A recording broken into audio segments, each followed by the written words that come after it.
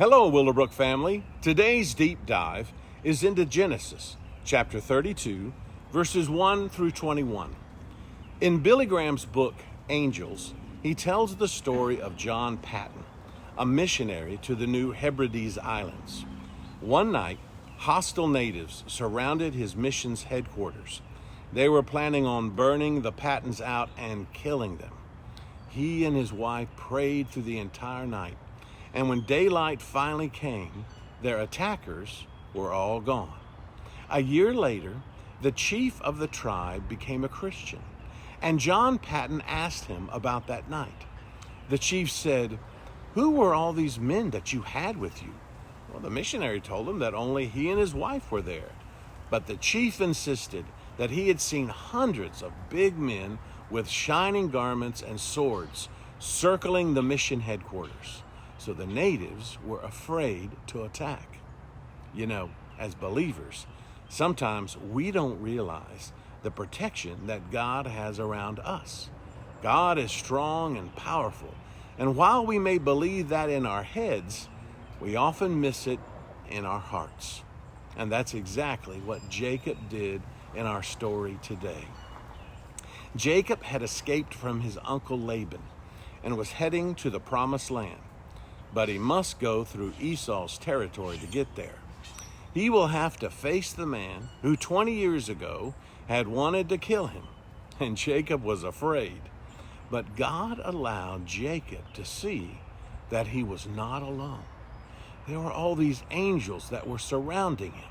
In fact, he named that place Mahanaim, which means a double camp. His family was one camp, and then there was a second camp of angels surrounding and protecting them. Now, you would think after Jacob saw that, he would have said, "I don't know if Esau is coming to me in peace or in war. I hope in peace, but if it's war, I trust God will protect me." But he didn't say that. He had quickly forgotten where he was.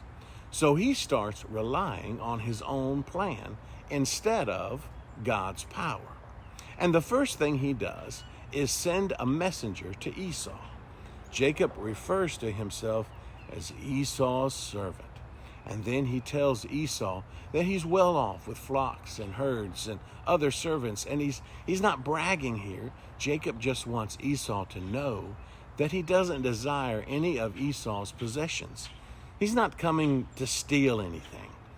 Well, the messenger returns and tells Jacob that Esau is coming to him with 400 men. Well, Jacob probably gets a big knot in his stomach. So he divides his camp into two groups, and he sends them in different directions. Maybe at least one of them would survive. Then Jacob prays to the Lord, which is something he should have done to begin with. And he reminds God of his promises, like God really needs a reminder. But as soon as the prayer is finished, again, Jacob forgets where he is and all the angels that are guarding him and the promise of God to protect him. And he proceeds with more of his own plan. He sends a parade of herds to Esau as a gift, and he spaces them out to make it look more impressive. He hopes that with each herd, Esau's heart will soften. Maybe Esau will finally accept me. Well, as night falls, Jacob finds himself alone, afraid, and anxious. And as you will read tomorrow, it's going to be a long night. You know, this is a lot like us. We know God's promises, and we believe in his presence, but we think that his plan needs some help, so we try to adjust it. And when we do, we find ourselves in for a long night. Believing and acting upon the will of God will put you in a safe place, a Mahanaim, a double camp, where there's you and there's the mighty power of God surrounding you. And you can take comfort in that. Have a great day in the Lord, Willowbrook.